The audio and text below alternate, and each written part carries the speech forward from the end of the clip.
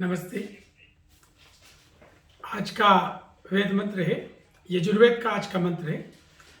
ईशावास्यमिदं सर्वं यत्किंच जगत्यां जगत् तेन त्यक्तेन भुञ्जीता मा गृधः कस्य स्विद्धनम्। आज के वेद मंत्र को शुरू करने से पहले आज थोड़ा सा आप लोगों को अलग लग रहा होगा।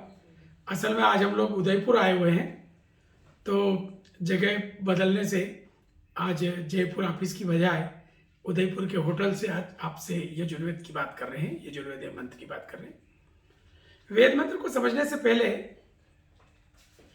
आज एक प्रश्न हमने खड़ा कहा था कि एक लाइन में हम उसका उत्तर खड़ा करना चाहते हैं कि दुनिया में जितने भी लोग असफल होते हैं वो असफल होते क्यों हैं।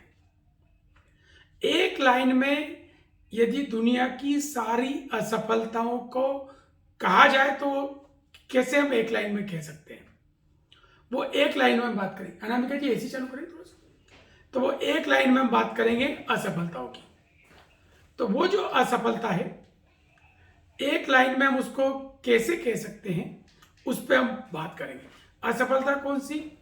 असफलता भले परीक्षा की असफलता हो, असफलता जो है वो बिजनेस की असफलता हो, असफलता व्यापार की असफलता हो, कुछ भी हो, किसी भी तरह की असफलता जो है उस असफलता के बारे में आज दुर्गा जी भी नजर आ रही है। आज वो भी साथ में चुके कमरे में बैठी हुई तो सुन रही हैं। दुर्गा जी का ही जन्मदिन है, उसी को मनाने के लिए हम लोग उदयपुर लेक पैलेस आए हुए हैं। तो कोई सी भी असफलता हो जीवन की, वो असफलता की वजह क्या है? चाहे वो परीक्षा में फेल हुआ, चाहे वो रिश्ते में फेल हुआ, चाहे वो घर को मैनेज नहीं कर पाया, चाहे बिजनेस को मैनेज नहीं कर पाया, चाहे उसका कहीं मोहल्ले को मैनेज नहीं कर पाया, राजनीति को मैनेज नहीं कर पाया, राजनीति में फेल हो गया, कहीं भी व्यक्ति असफल हुआ है तो उसको एक लाइन में कैसे तय करेंगे। तो वो एक लाइन आप नोट कर लीजिए। ये लाइन जहां जहां होगी वहां वहां असफलता होगी। चाहे वो घर हो, चाहे परिवार हो, चाहे रिश्ता हो, चाहे व्यापार हो, चाहे नौकरी हो, चाहे परीक्षा हो, चाहे स्टूडेंट हो, चाहे गृहिणी हो, घर को यदि वो सफलतापूर्वक संचालन नहीं कर पा रही है, पेरेंट्स से बच्चों को नहीं संभाल पा रहे, तो वो सब एक लाइन है।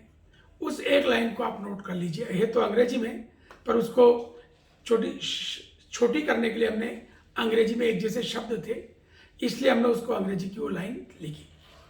तो वो लाइन है थिंकिंग विदाउट एक्शन और action without thinking. Thinking without action और एक्शन विदाउट थिंकिंग। बस इस एक लाइन में असफलता की वजह है। आप खूब सोचते रहे, खूब पढ़ते रहे, खूब बात करते रहे, खूब ज्ञान बढ़ा ले, लेकिन कोई एक्शन नहीं है।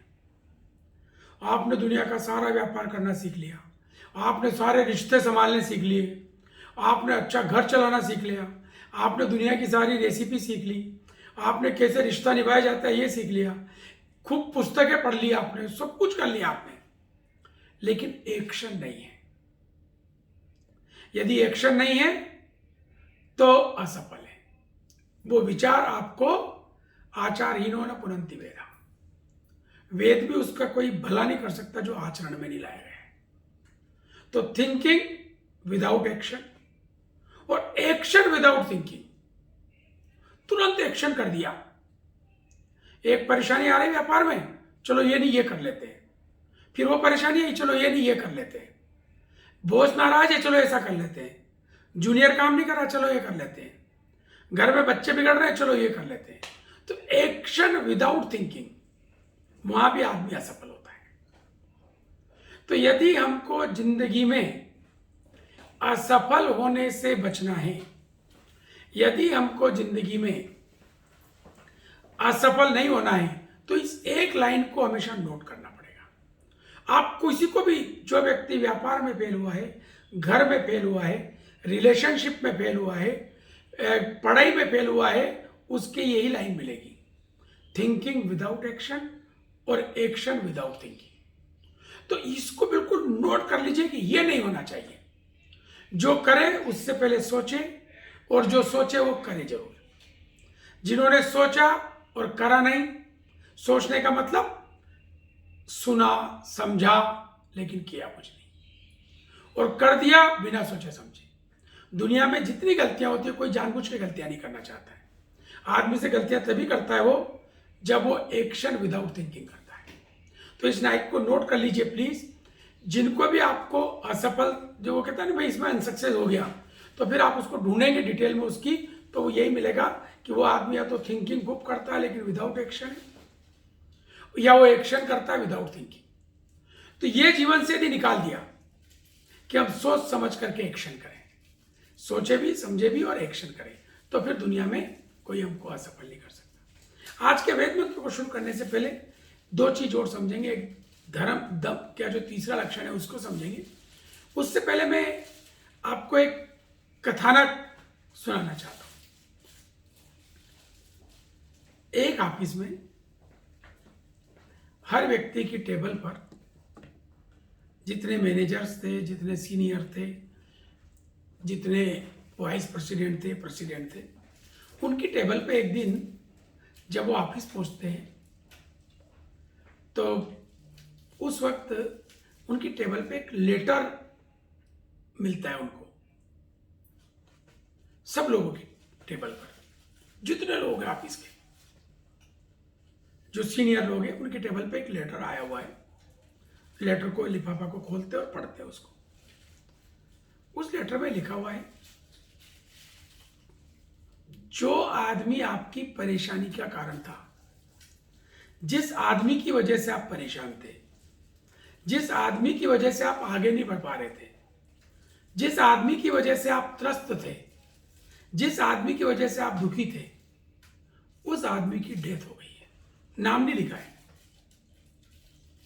हर एक को लेटर मिलता है, किसी को भी मालूम नहीं दूसरे को कि उसको लेटर मिला है। सबके चेंबर में, क्योंकि मैनेजर एंड एबव जो लोग होते हैं वो जनरली चेंबर में बैठते हैं, तो उन सबके कमरों में उनकी टेबल पे लेटर लेकर रखा हुआ है कि जिस आदमी से आप त्रस्त हैं, परेशान हैं, जो आपको आगे नहीं बढ़ने दे रहा है, जिसकी वजह से आप दुखी हैं, जिसकी वजह से आप टेंशन में रहते हैं, उस आदमी की आज डेथ हो गई है। और उस आदमी के जो अंतिम दर्शन है, वो अंतिम दर्शन आज शाम को 4 बजे इस जगह, इस हाल में रखे गए हैं। तो प्लीज आप उसके अंतिम दर्शन के लिए आ जाए। क्योंकि जिसकी डेथ हुई उसका नाम नहीं लिखा हुआ है, तो हर एक की उत्सुकता बढ़ गई कि हाँ, कौन था। सोचा कि कौन कौन मुझे परेशान करता था, तो सोचा कि आज 5-7 लोग, 10 लोग, किसी को 15 लोग, किसी को 20 लोग, बोले इतने लोग परेशान, तो इसमें से कौन मरा होगा यार, क्या हुआ, क्या साला। ठीक है, 4 बजे पहुंचना ही है उसे। तो 4 बजे वो उस हाल में पहुंच गया जहां का पता लिखा हुआ था, अंतिम दर्शन करने किस व्यक्ति के, जिसकी वजह से वो बहुत परेशान है, जिसकी वजह से वो टेंशन में है, जिसकी वजह से वो दुखी है, जो उसे आगे नहीं बढ़ने दे रहा है। बहुत उत्सुकता बस। और वहां पे लाइन लगी हुई है। उसने देखा यार तो ऑफिस के बहुत लोग आए हुए हैं, सब लोग क्यू में खड़े हुए हैं। ये भी क्यू में खड़ा हो गया कि वो जो टायर होता है ना फूलों का, सब फूल, कोई फूलों का टायर लेके खड़ा हुआ है, कोई हाथ जोड़ के, और लाइन में खड़े हुए सब। सामने एक ताबूत रखा हुआ है, एक एक करके हाल में जा रहे हैं उस ताबूत के पास। तो हर व्यक्ति की उत्सुकता है कि मरा कौन है, किसकी डेथ हुई है। आज उस व्यक्ति की डेथ हो गई है, जो व्यक्ति उसे आगे नहीं बढ़ने देना चाह रहा। तो व्यक्ति एक जाता था, ताबूत में वो झांक करके देखता था, और जो बाहर निकल रहा था वो मुस्कुराता हुआ निकल रहा था। मतलब सबके दुश्मन की डेथ हो गई थी।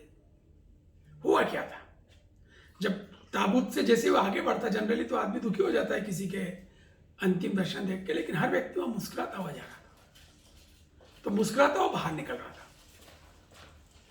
तो ये जो सज्जन है, जो भी लेटर मिला था, ये भी जाते हैं। तो आप सोचिए कौन होगा वो, और क्या वो एक व्यक्ति ऐसा होगा जो वहां डेथ हुई, जो सबका दुश्मन होगा।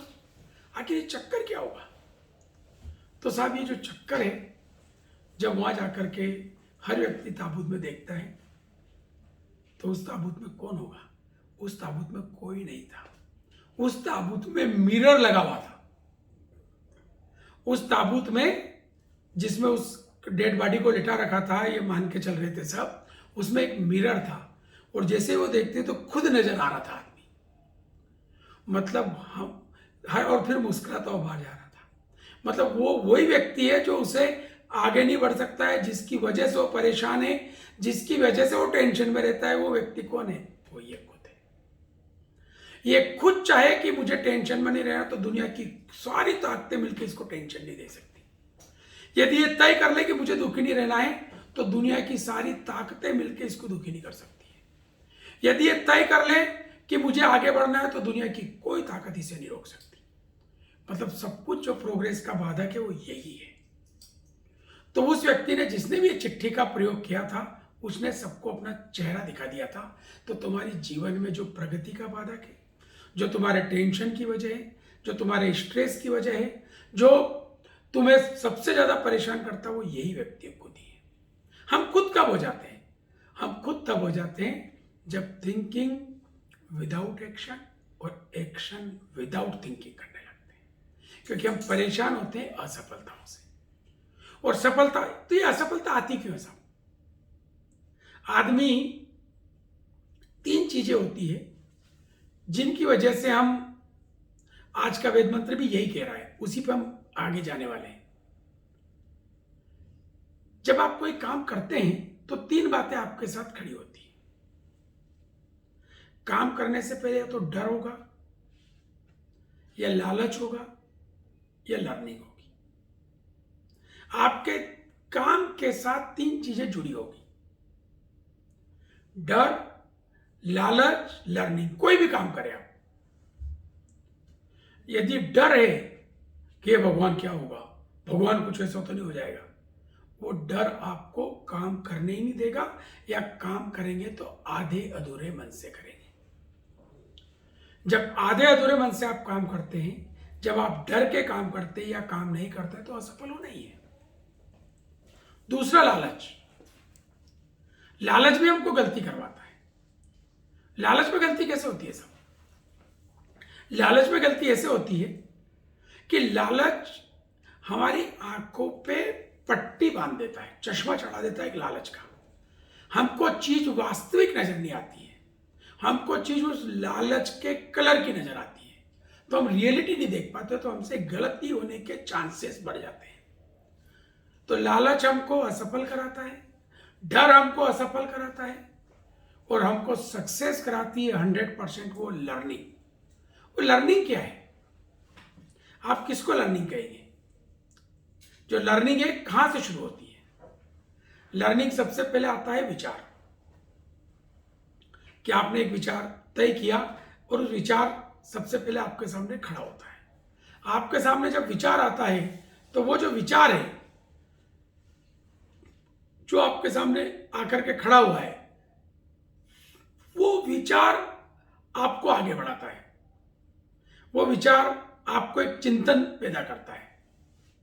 फिर आप एक्टिव होते हैं, उसको अप्लाई करते हैं, और अप्लाई करने के बाद फिर आपकी लर्निंग शुरू होती है। तो जिन लोगों को जीवन में असफलता से बचना है, जो लोग चाहते हैं कि जीवन में सफलता ही उनके जीवन का हिस्सा रहे, उनको इस बात को बिल्कुल पक्की अपने साथ जोड़ लेना पड़ेगी कि जीवन में बिन सोचे और करें नहीं तो किसी काम का नहीं।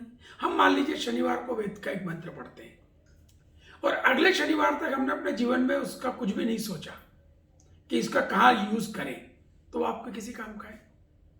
आपकी रसोई में सारा सामान है, आपके यहाँ मसाले भी है, दालें भी है, चावल भी है, आटा भी है, सब है, और आप उसका यूज नहीं करें, एक्शन नहीं करें उस पर, तो आपके घर में कोई खाना खा सकता है? सब भूखे मरेंगे ना। मतलब हमारे पास सब कुछ है, तो हमको कुछ ना कुछ उसको यूज तो करना ही पड़ेगा। तो वो तभी कर पाएंगे साहब, तभी ये हो पाएगा जब हम सोचेंगे और एक्शन करेंगे। और विदाउट सोचे करेंगे तो चाय में नमक डालेंगे, दाल में शक्कर डालेंगे, ज्यादा उतनी जितनी चाय में डालते हैं उतनी, या दाल में चाय की पत्ती डालेंगे, है ना, कुछ ना कुछ उल्टा करेंगे। हल्दी दूध में डाल देंगे, चलो दूध की हल्दी तो पी सकते हैं, पर हल्दी में मिर्ची नहीं, दूध में मिर्ची डाल देंगे, नमक डाल देंगे, नींबू डाल देंगे, क्योंकि एक्शन विदाउट थिंकिंग है। यह सारा कुछ सोच लिया और एक्शन नहीं तो भी काम करनी। तो ये जहां आप जाना चाहते हैं, वो जो आपने सीखी एक लाइन, यदि आप दिन भर में एक लाइन सीखते हैं, महीने भर में एक लाइन सीखते हैं, तो उसको यूज करना चालू कर दीजिए। यूज करेंगे तो जीवन की गुणवत्ता बढ़ेगी और कई चीजें ठीक होती जाएगी। पिछले सप्ताह जब हमने बात करी थी, तो हमने कहा था परिवारों की बात, खुशियों की बात। तो जब परिवार क्यों टूटते हैं, इसकी बात करके फिर मैं आज के वेद मंत्र पर शिफ्ट होने वाला हूं। परिवार में परेशानी कब आती है, हम कब दुश्मनी बोल रहे थे, चाहे वो जन्म देने वालों के साथ का परिवार हो, ऑफिस का परिवार हो, मोहल्ले का परिवार हो, विवाद कब खड़े होते हैं? जब लोगों के विचार अलग होते हैं। तो क्या अलग लोग एक नहीं हो सकते? सबके विचार तो एक नहीं हो सकते, फिर करें क्या? हर व्यक्ति को सामने वाले को वो जैसा है उस रूप में स्वीकार करना पड़ता है। इसके सबसे लाइव एग्जाम्पल देकर के मैं आज के वेद मंत्र पे शिफ्ट होना चाहता हूं। वो क्या है साहब?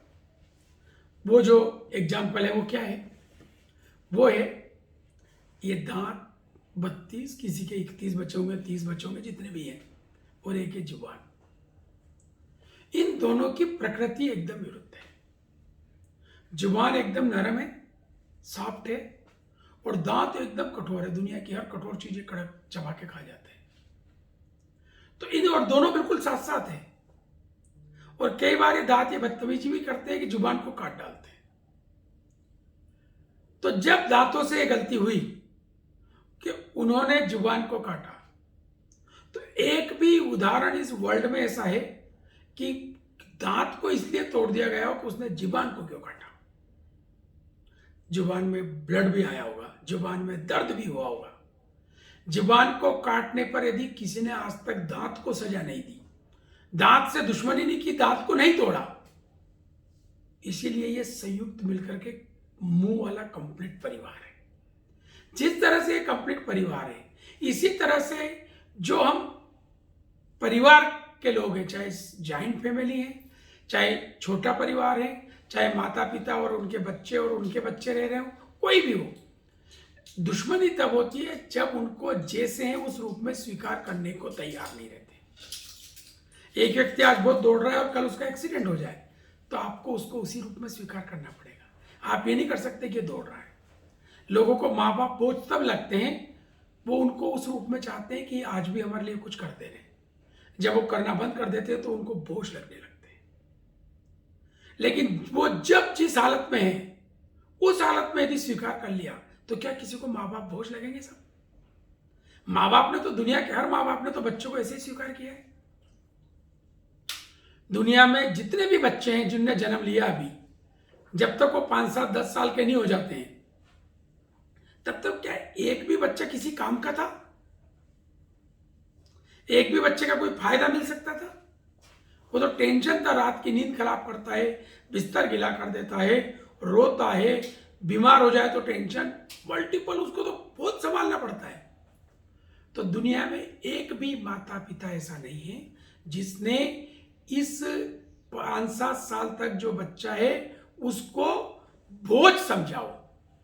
उसको शौक समझता है, प्यार समझता है। वो जब रोता है तो प्यार से उसको उठाता है। वो जब गलती भी कर देता है तो उसको गले लगा लेता है।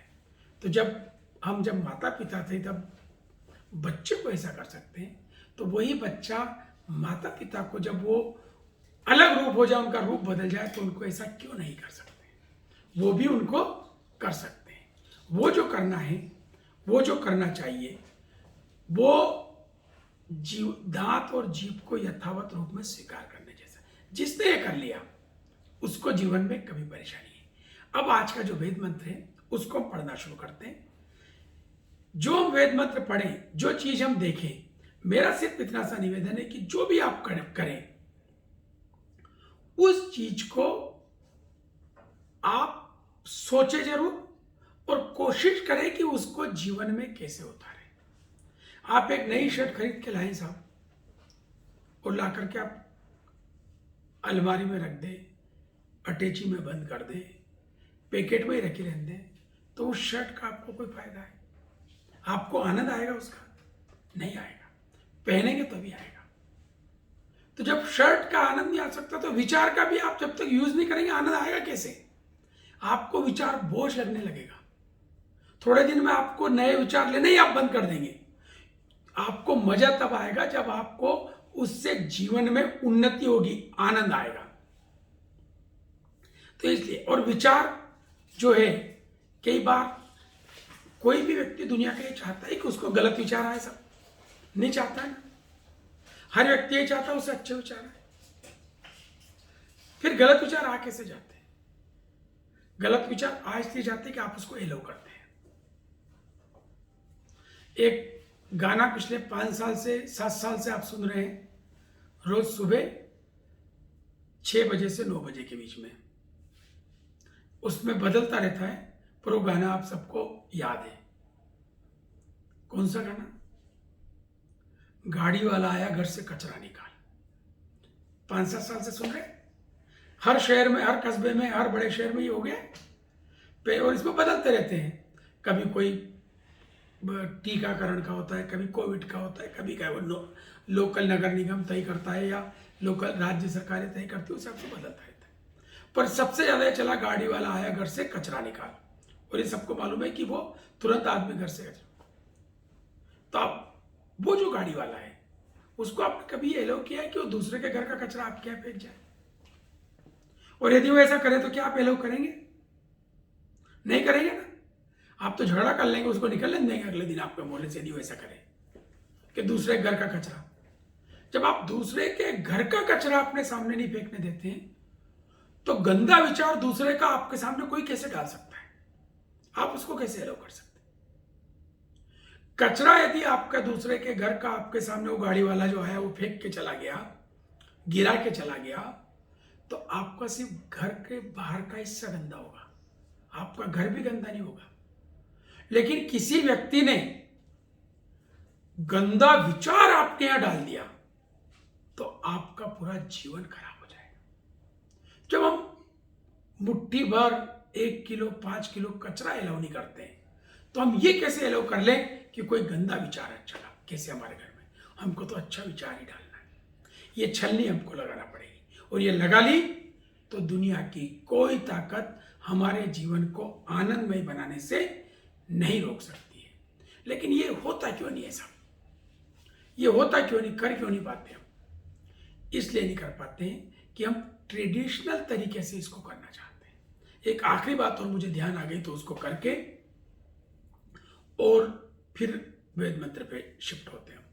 आखिरी बात और ये ध्यान आ गई मुझे कि हम प्रॉब्लम सॉल्व करने के जो तरीके निकालते हैं वो जो ट्रेडिशनल तरीका है उसको निकालते रहते हैं कि पहले आई थी प्रॉब्लम ऐसे सॉल्व किया था, पड़ोसी क्या आई थी ऐसे सॉल्व किया था, बुआ जी क्या भी दिक्कत आई थी तो उनने ऐसा किया था, मामा जी क्या भी आ गया तो उनने ये किया था। हम फिर उसी में फंसे रहते हैं, उससे बाहर नहीं आ पाते। हमको तो प्रॉब्लम जब आ जाए तो उस वक्त जो सबसे अच्छा लगे उसको कर डालिए। यही मैकेनिकल मत रहिए, क्रिएटिव रहिए। क्रिएटिव और मैकेनिकल में ये अंतर है। मैकेनिकल तो एक मशीन है ना, तो जिसका जो बोल्ट जहां है वहीं लगाना पड़ेगा। और क्रिएटिव में ऐसा नहीं है। क्रिएटिव में तो उस वक्त जो सबसे अच्छा लगे वो कर डालिए। जीवन में जो मैकेनिकल लोग हैं वो कुछ भी नहीं कर पाते हैं, छोटी सी समस्या में घबरा जाते हैं।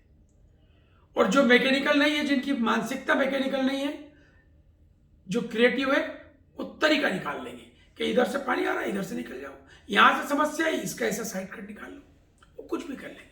तो वैसा निकालिए। आज का वेद मंत्र जो जीना सिखाता है, आज का जो वेद मंत्र है, यजुर्वेद का जो ये मंत्र है, यजुर्वेद का ये मंत्र आपको टेंशन फ्री होना सिखाता है। आज का जो ये वेद मंत्र है आपको दुनिया के आनंद लेना सिखाता है। तो आइए एक एक शब्द का अर्थ करते हैं, फिर इसको समझते हैं। ये बहुत, वैसे सारे वेद मंत्र यूनिक है, लेकिन इसको आपने समझ लिया, जो आप रोज ही करते हैं, तो आप मान के चलिए कि आपको बहुत आनंद आएगा। ये वेद मंत्र है, ईशावास्यम इदम सर्वम यत किंच जगत्याम जगत तेन त्यक्तेन भुंजीता मा गृदः कस्य स्वेत् धनम। ईशा परमात्मा, ईशा है ना परमात्मा। ईशा अवास्यम, ये परमात्मा की कृपा परमात्मा के द्वारा। अवास्यम का मतलब है परिपूरित है। जैसे कोई चीज आप कंप्लीट कर देते हैं, सब दूर आच्छादित हो जाती है। तो ईशावास्यम इदम सर्वम, ये जो सब कुछ है, जगत्याम जगत, ये जो सृष्टि और ये सृष्टि के नियम, मतलब ये जो सब कुछ है, ये परमात्मा की कृपा से परिपूरित है, आच्छादित है। ईशावास्यम, परमात्मा की कृपा से ईशावास्यम, अवास्यम अने आच्छादित है, परिपूरित है। इदम मन यह, सर्व मन सब कुछ, यद किन जो कुछ इस जगत्याम जगत, इस सृष्टि में, इस जगत में, इस जगत के विधान में। जगत्याम जगत का मतलब होता है सृष्टि का विधान। इस सृष्टि में, जगत्याम जगत में, और जगत है विधान, माने जो भी नियम परनियम प्रकृति जो कुछ चल रहा है, वो सब कुछ परमात्मा की कृपा से, परमात्मा के द्वारा व्याप्त है। मतलब परमात्मा ने सब कुछ बना दिया हमारे लिए। इसको यूं समझ लीजिए, ईशावास्यम इदम, परमात्मा ने अवास्यम परिपूरित कर दिया।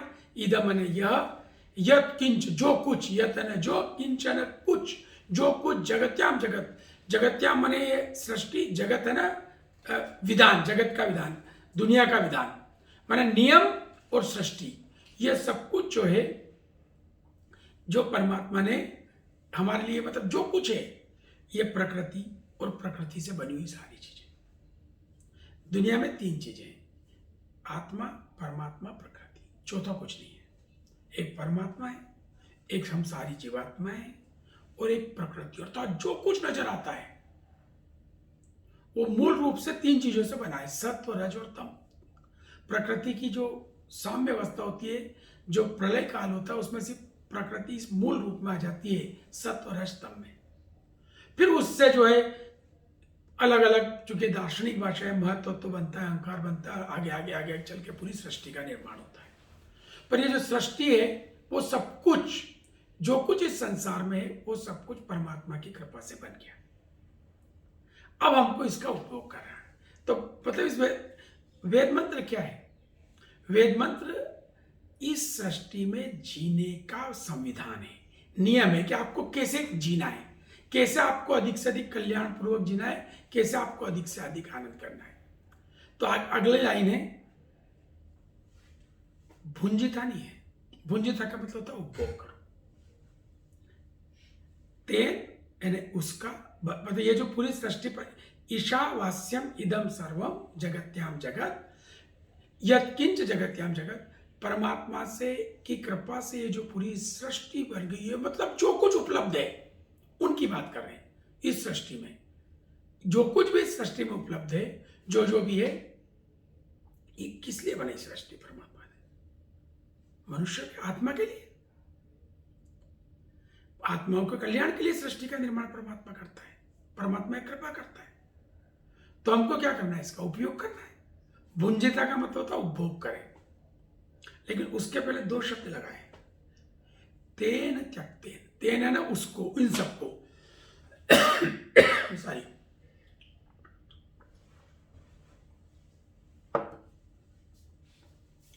तेन है ना वो जो जगत में सब कुछ है, तो तेन मैंने वो सब कुछ, उस जगत को, त्यक्तेन, त्यक्तेन का मतलब हुआ त्याग पूर्वक, भुंजिता, उपभोग करो। अब इसमें कितना बड़ा विज्ञान है। आप भोग तो करिए, लेकिन इससे भोग से चिपकिए मत, त्याग पूर्वक भोग करिए। त्याग पूर्वक भोग का मतलब क्या होता है? त्यागपूर्वक भोग का मतलब ये होता है कि जब आप भोग करते हैं और त्यागपूर्वक नहीं करते हैं, ये इसको समझते हैं, ये सारी दुनिया का सारे संकट मिट जाएंगे यदि इस लाइन को समझ लिया। ऊपर की पहली लाइन तो ये है कि ये सब कुछ आच्छादित कर दिया परमात्मा की कृपा से। ईशावास्यम इदं सर्वम यत्किंच जगत्याम जगत, जो कुछ है सृष्टि में परमात्मा की कृपा से परिपूरित है। अब तेन उसको, जो ऊपर की लाइन में है, जो सब कुछ बन गया उसको उपभोग करना है। कैसे करना है? त्यक्तेन भुंजिता।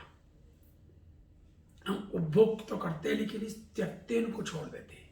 त्यक्तेन का मतलब होता है त्याग पूर्वक। अब ये त्याग पूर्वक भोग क्या है?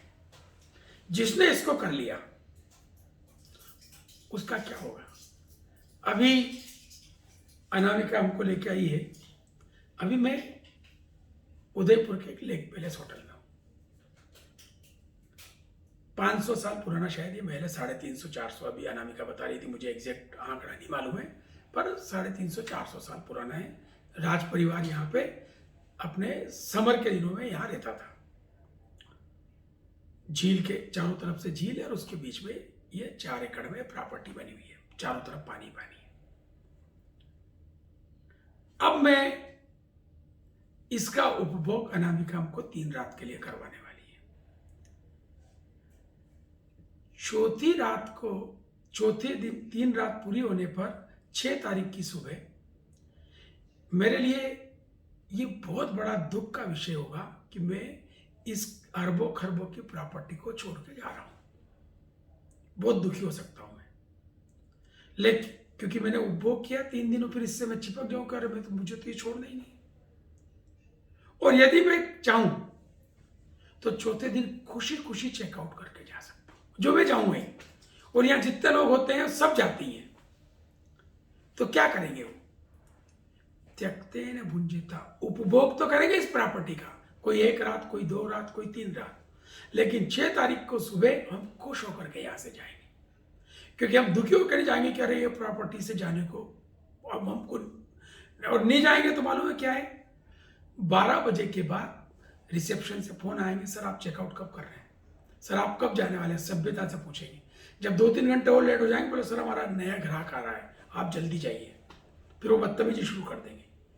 कब? जब हम त्यागपूर्वक भोग नहीं करेंगे। लेकिन यदि हमने त्यागपूर्वक भोग किया तो 6 तारीख को सुबह हमको लगेगा कि बहुत अच्छा हमने वेकेशन मनाया। बस जीवन में हर चीज में यही रखिए, जहां आपने भोग में त्यागपूर्वक किया आप कभी दुखी नहीं हो सकते।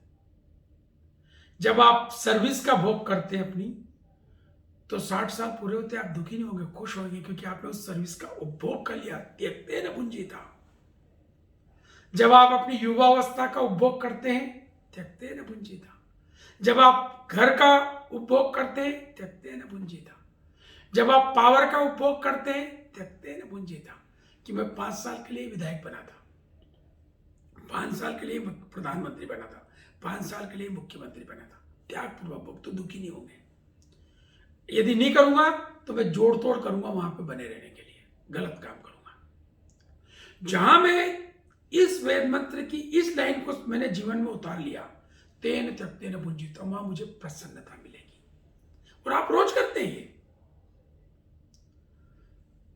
आप जब आपका कभी रेलवे रिजर्वेशन ना हो और आप 3 गुना पैसा देकर के जो रिजर्वेशन की सीट खरीदते हैं, वो भी जब आपका गंतव्य आ जाता है तो स्टेशन आने से पहले, गाड़ी आउटर पे पहुंचती उससे पहले आप उस सीट को छोड़ करके जो 3 गुना ज्यादा पैसे में लिए आपने, आप गेट पे जाके खड़ा हो जाते, 1 मिनट भी नहीं रुकवा जाते, बस त्यक्तेन भुंजिता।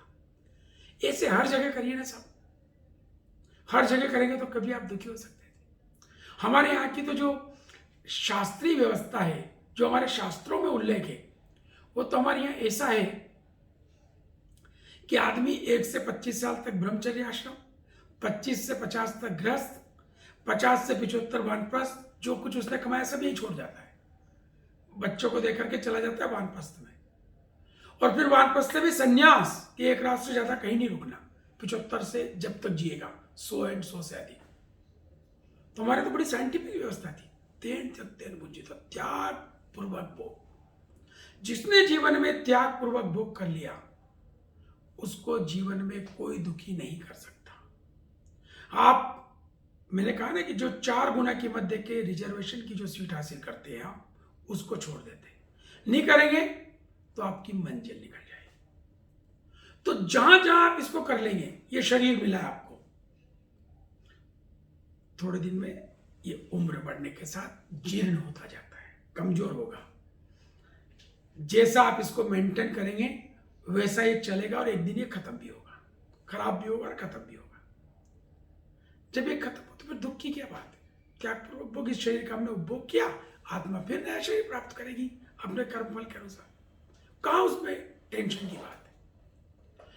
लेकिन हम उपभोग त्याग पूर्वक नहीं करते, हम उससे चिपक जाते हैं।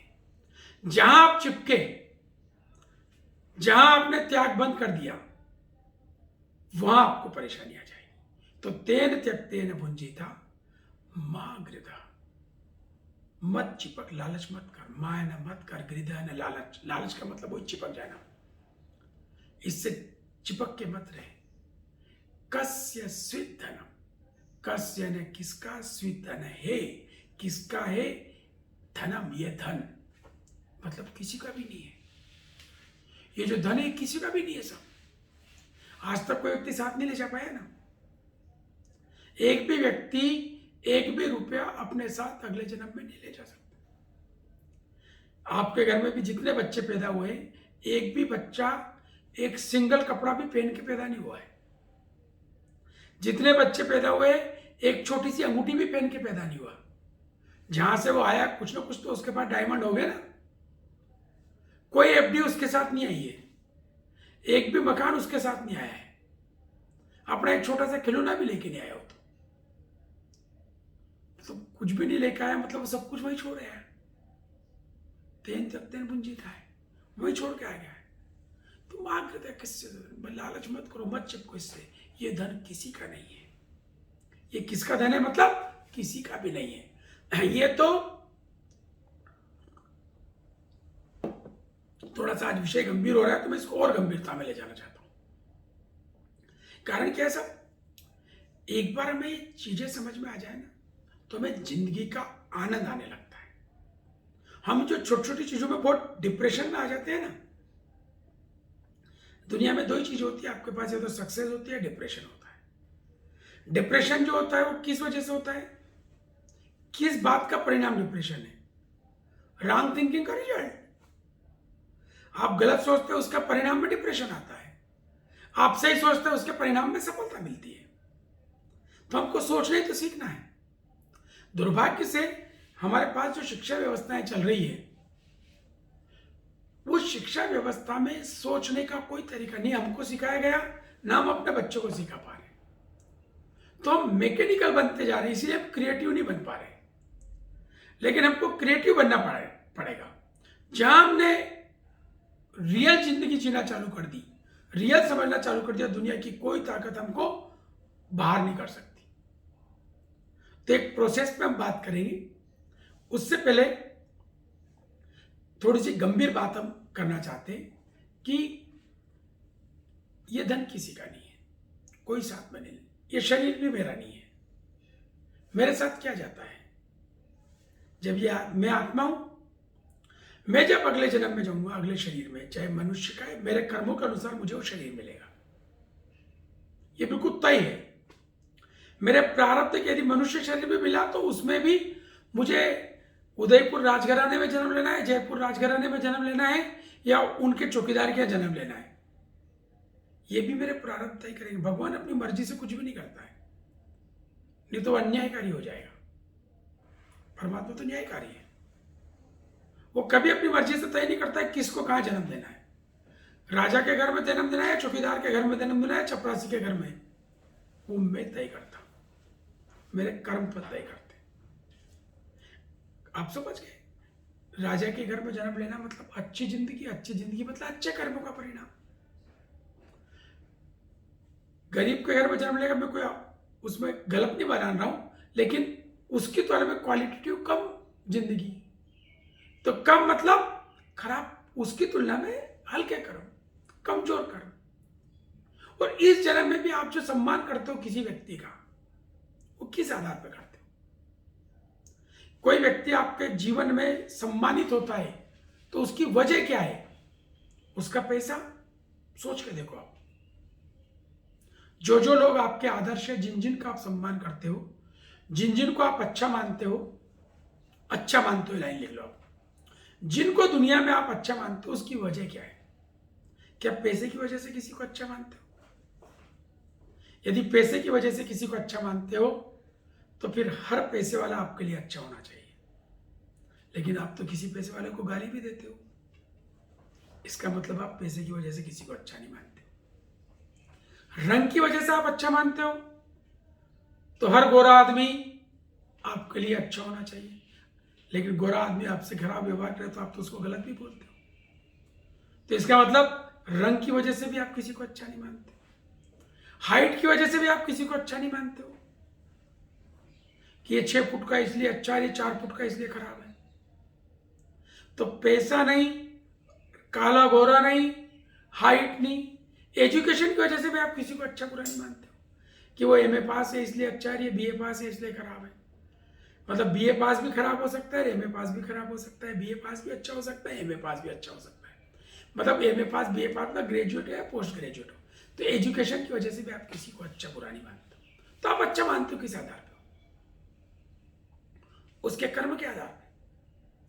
जो आदमी अच्छा काम करता है वो आपकी नजर में अच्छा है, भले वो पैसे वाला है या कम पैसे वाला है, वो काला है या गोरा है, वो 4 फुट का है या 7 फुट का है, वो 200 किलो का है या 50 किलो का, उससे आपको कोई अंतर नहीं पड़ता है।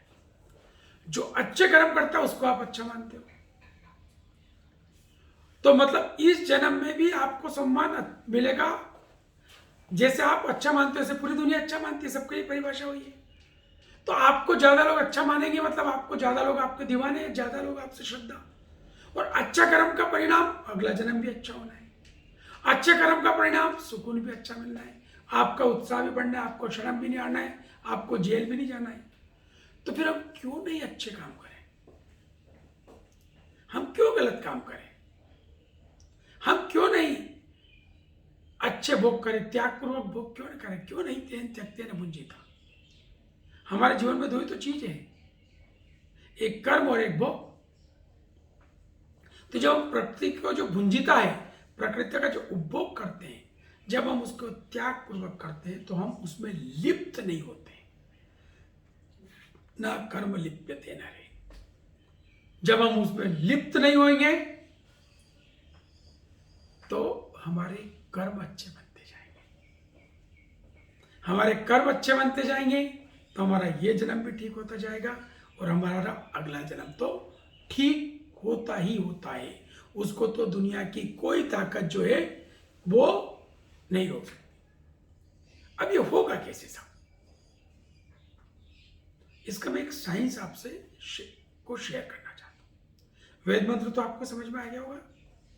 पहली लाइन है ईशावास्यम इदम सर्वम यत् किंच जगत्याम जगत। ईशान परमात्मा, अवास्यम मैंने सब दूर जो परिपूरित कर दिया परमात्मा की कृपा से, परमात्मा ने ईशावास्यम इदम, ये सर्वम सब कुछ, यत् किंच जो कुछ भी है, ये सब कुछ जो कुछ भी है, ये जगत्याम जगत, इस सृष्टि में जो भी, इस सृष्टि और सृष्टि के विधान में जो कुछ भी है, मतलब जो कुछ भी है वो पहली लाइन, जो सब कुछ है वो, उसको तेन, उसको, उस जगत को, उस प्रकृति को, उस सब कुछ को त्यक्ते न भुंजेता, हम त्याग पूर्वक उपभोग करें। माँ गृदा, लालच नहीं करें। गृदा ने लालच होता है, लालच का मतलब चिपकना। माँ गृदा कस्य, किसका, स्वित है धनम, ये धन मतलब किसी का नहीं है धन, ये किसी के साथ नहीं जा सकता। तो हम इसमें, इस लालच में क्यों उलझे? ये वेद मंत्र है। अब ये अच्छी बातें कई बार सुन लेते हैं, बुरी बातें भी सुन लेते हैं। बुरी बातें हम करना नहीं चाहते पर हो जाती है, और अच्छी बात कर नहीं पाते। तो कारण क्या है सब? एक मैं आपको एक साइंस शेयर करना चाहता हूं आपसे, साइंस की एक लाइन। आप यदि चाहते हैं कि चीज बदले, आप यदि चाहते हैं कि चीज में बदलाव हो, तो एक काम कल से शुरू कर दीजिए। आप चाहते हैं कि आप कुछ कर जाएं जिंदगी में, आप चाहते हैं कि आपसे गलती कम से कम हो, आप चाहते हैं कि आप कुछ नया करें, तो एक काम शुरू कर दीजिए। बहुत सही है, बहुत इजी है। वो एक काम शुरू कर दीजिए, बहुत आसान है। वो क्या? आप क्वेश्चन करना शुरू कर दीजिए। दुनिया में जिस आदमी ने क्वेश्चन किया, वो आदमी कुछ कर पाया। जिसने क्वेश्चन नहीं किया, वो बह गया कचरे की तरह। जिसने क्यों खड़ा कर दिया, बस वही आदमी प्रवाह के विरुद्ध खड़ा हो पाता है, चल पाता है, बदल पाता है। गुरुत्वाकर्षण का सिद्धांत न्यूटन ने बनाया। एप्पल गिरा, उसने कहा नीचे क्यों गिरा? उससे पहले एप्पल नीचे नहीं गिर रहे थे क्या? ऊपर जा रहे थे, नीचे गिर रहे थे, आज भी नीचे गिर रहे हैं, टूट गए। उसने क्या करा? क्वेश्चन किया। क्वेश्चन किया तो परिणाम क्या हुआ? गुरुत्वाकर्षण का सिद्धांत ढूंढ पाया। जिसने प्रश्न किया, जितने आविष्कार हुए दुनिया में, ऐसा क्यों नहीं हो सकता? उड़ क्यों नहीं सकता व्यक्ति पक्षी की तरह? हवाई जहाज का आविष्कार कर दिया, बल्ब का आविष्कार कर दिया कि लाइट कोई ऐसा क्यों नहीं हो सकता? जिसने क्वेश्चन किया, उसने आविष्कार कर दिया। महर्षि दयानंद सरस्वती प्रश्न किया शिवरात्रि के दिन की शिव जी की प्रतिमा पे चूहे क्यों चढ़ रहे हैं? सच्चे शिव की खोज में निकल पड़े और उन्होंने इस विश्व को नई दिशा दे दी, नया तर्क दे दिया। तो एक क्वेश्चन करना शुरू कर दीजिए आप, आपकी चीज गले उतरने लगेगी। जब हम क्वेश्चन करना बंद कर देते हैं, तो फिर हम जिंदगी जीते रहते हैं, जिंदगी काटते रहते हैं, जीते नहीं है। हमको जिंदगी काटना नहीं है, जिंदगी को जीना है। जिंदगी के एक एक पल को जीना है, लेकिन तेन त्यक्तेन भुंजीता, हमको त्याग पूर्वक भोग करना है। जिसने त्याग पूर्वक भोग किया, जिसने भी किया, वो आदमी उसमें उलझेगा नहीं, चिपकेगा नहीं। और जब उसमें उलझेगा नहीं, उससे चिपट के नहीं रहेगा, तो वो आप पहली सीढ़ी पे यदि चिपक जाए तो आप दूसरी पे चढ़ पाएंगे। आप दूसरी पे चिपट जाए तो तीसरी पे चढ़ जाए। मान लो 10 सीढ़ी चढ़ ली, पहली मंजिल आ गई और आप वहीं खेलने लग जाए, तो आप जिंदगी में कभी दूसरी मंजिल पे पहुंच पाएंगे। जो लोग योग पढ़ते हैं ना, योग दर्शन, वो योग में सिद्धियां आती हैं, इनको सिद्धियां बोलते हैं, उपलब्धियां। तो उपलब्धि में जो लोग मशगूल हो गए, उनका पतन हो जाता है। और उपलब्धियों को जिन लोगों ने पड़ाव माना, वो उससे ऊपर में जाते हैं। जिस आदमी ने उपलब्धि को मान के चला कि सब कुछ हासिल कर लिया, उसको अहंकार आ जाएगा।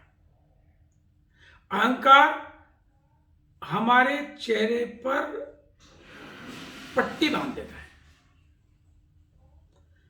आप टहल रहे हैं और आपके चेहरे पे कोई कपड़ा बांध दे, पट्टी बांध दे, तो क्या होगा? आप कहीं भी गिर जाएंगे। अहंकार, जो काम टहलते हुए आदमी के चेहरे पे पट्टी बांधी जाती है सड़क पे चलते हुए के, और उसके बाद क्या दुर्घटना होगी आप भी जानते हो, उसे मालूम नहीं पड़ता कब वो गिर गया। ठीक इसी तरह से जब उपलब्धि में अहंकार आ जाए, तो कब आदमी गिर गया। एक आदमी जो कल सफल हो गया था, वापस असफल कैसे हो गया? या तो गलत तरीके से ऊपर चढ़ा था, या वहां जाके अहंकार आ गया। एक बार आप गलत पहुंच भी गए, वहां चीजें ठीक कर लो ना आप जाकर के। वैसे तो पहुंचना नहीं चाहिए, क्योंकि आपकी वो आदत पड़ चुकी होगी। गलत काम को 15 बार कर लो तो 16वीं बार आपको करना नहीं पड़ता, वो ऑटोमेटिक होता। और अच्छे काम को जबरन 15 बार कर लो तो 16वीं बार मेहनत नहीं करना पड़ती, सोचना नहीं पड़ते, अपने आप अच्छा काम होने लगता है। 15 बार करने के बाद हमारी आदत पड़ जाती है 16वीं बार। कोई भी कर लो आप जबरन, 15 दिन कर लो किसी काम को, 16वें दिन आपकी आदत का हिस्सा होगा, चाहे वो गलत है चाहे अच्छा है। जो लोग स्वभाववश जो गलत काम करते हैं वो सोचते नहीं है, कारण क्या, उनकी आदत का हिस्सा हो गया है। तो जब वो आदत हो जाती है तो हम पतित होते हैं। तो जो मैं निवेदन कर रहा था कि हमको हमारे जीवन को यदि हमको आगे बढ़ाना है, हमारे जीवन को यदि हमें उन्नति के शिखर पे पहुंचाना है, तो हमको जो पड़ाव पे मानना है उपलब्धि को, न कि मंजिल अंतिम। जहां हमने पड़ाव माना हम और मेहनत करके आगे बढ़ते जाएंगे, और जो जहां हमने उसमें अहंकार आ गया, अहंकार आते हमारी आंखें बंद हो जाएगी, आंखें बंद हो जाती हम गड्ढे में गिरने लगते हैं। तो ये जितने लोग बड़े बड़े हुए हैं जो वापस गड्ढे में गिरते हैं, सिर्फ अहंकार की वजह से उन्हें दिखना बंद हो जाता है। जहां दिखना बंद हुआ वहां आप खत्म, लोग आपसे दूर होते जाएंगे, आपके पास सब कुछ होगा लेकिन कुछ नहीं होगा, क्योंकि आपको सुकून जो है वो वस्तुएं नहीं देती है, आपको जो है सुकून आपकी मानसिकता देती है। आप किसी अच्छी जगह में जाएं, होटल में, और वहां का वेटर तो रोज वहां रहता है, उसको वो मजा नहीं आता है जो आपको आता है। क्यों नहीं आता है? क्योंकि वो उसको उस नजर से नहीं देखता जिस नजर से आप देखते हो। जब आप किसी टूरिस्ट वाली जगह पे जाते हो, जो एक व्यक्ति आपको गाइड करता है, एक व्यक्ति आपको खाना खिलाता है, एक व्यक्ति आपको रुकवाता है, उसको मजा क्यों नहीं आता है जो आपको आ रहा है? या तो उस जगह में मजा नहीं है, और यदि मजा है तो ही आपको आया है, तो आपको आया तो उसको तो क्यों नहीं आसा, उसको तो जीवन धन्य हो गया उसका तो वहां, लेकिन वो तो उस जीवन को बोझ मानता है। आप जब पहाड़ पर चढ़ते हो तो आप एंजॉय करते हो, और जो आदमी आपको हाथ पकड़ के या उठा के चढ़ाता है या आपके घोड़े को चढ़ा के ले जाता है, वो उस जिंदगी को दुर्भाग्य मानता है कि क्या भगवान मुझे यहां डाल दिया। तो कारण क्या, मजा उस चीज में है कि नहीं है? मजा मानसिकता में है। जिसको आप चाहोगे वहां मजा है, और जिसको आप जैसे देखोगे वहां दुख है। आप जंगल में हैं, एक व्यक्ति जंगल में जाके मजा करता है, एक व्यक्ति घर में रह के मजा करता है। घर वाला व्यक्ति सोचता है जंगल में जाऊंगा तो मजा आ जाएगा, और जंगल वाला व्यक्ति तरसता रहता है कब मुझे शहर में बड़ी बिल्डिंग में रहने को मिले। मजा कहीं नहीं और मजा सब दूर है। मजा यहाँ है, आनंद यहाँ है, सोच में। तो हमको वही तो सीखना है। हम वेद क्यों पढ़ रहे हैं? इसीलिए तो वेद को समझ रहे हैं, इसीलिए तो वेद को पढ़ रहे हैं, इसीलिए तो अच्छी चीजों को सुन रहे हैं। हम जिंदगी में 99.99% ताकत चीजों को हासिल करने में लगा देते हैं। अरे उसको तो 10% लगाओ, 90% तो उनका मजे करने में लगाओ, कि उसका उपयोग कैसे करें, उसका उपभोग कैसे करें, उसको एंजॉय कैसे करें। यदि आपने वो सीख लिया तो गाड़ी 5 लाख की हो या 50 लाख की, मजा तो आपकी मानसिकता में है। घर 1 कमरे का है या 200 कमरों का, मानसिकता में है आपका मजा तो, कि आप कहां रह रहे हो। राष्ट्रपति भवन में भी लोग टेंशन में रहते हैं, जो सबसे बड़ा मकान है इस देश का।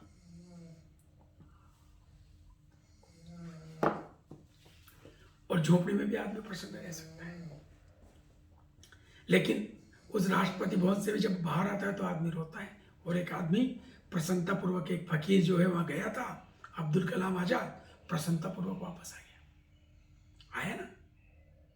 तो ये होता है, वो वापस आ गया ना वहां से प्रसन्नता के साथ। एक अटैची लेके गया था, एक अटैची लेके आ गया। कुछ राष्ट्रपति ऐसे जो वहां से सामान उठा लाए, मैं किसी का नाम नहीं लेना चाहता हूं। तो ये तेन त्यक्तेन पुंजिता, त्याग पूर्वक भोग। जब आपने कर लिया, जैसे आप ट्रेन की सीट का उपभोग करते हैं, जैसे आप फ्लाइट की सीट का उपभोग करते हैं, फ्लाइट का उपभोग करते हैं, कि आपका फ्लाइट पार्किंग में लगने से पहले आप खड़े हो जाते हैं, तो उसी प्रकार हर चीज के प्रति रखिए, आपको मजा आएगा लाइफ का। त्यागपूर्वक भोग। घर के प्रति भी, वस्तुओं के प्रति भी, पैसे के प्रति भी, जीवन के प्रति भी। जहां ये सीख लिया तो आपको कोई टेंशन दे सकता है सब? दुनिया की कोई ताकत आपको टेंशन नहीं दे सकती। तो आइए, कुछ 4-5 मिनट बचे हैं, आज की इसको वापस समअप कर लेते हैं। कुछ लोग बाद में जुड़े थे, उनको भी क्लियर कि सक्सेस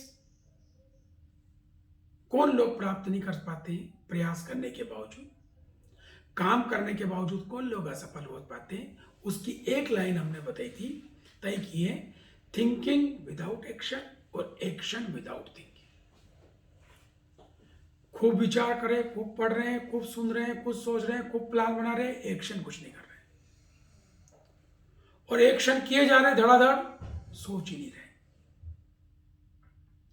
किसी को डांटना भी है तो सोच के डांटिए, तरीका बदल जाएगा। आपके जितने परिवार के लोगों को आप डांटते हैं, आपकी कोई दुश्मनी है उनसे? फिर आपकी बात का बुरा क्यों मानते हैं? आप उनका भले के लिए काम करते हैं। आप किसी को ऊंची आवाज में बात करते हैं, किसी को कहते हैं ऐसा मत कर, और वो बुरा क्यों मान जाता है?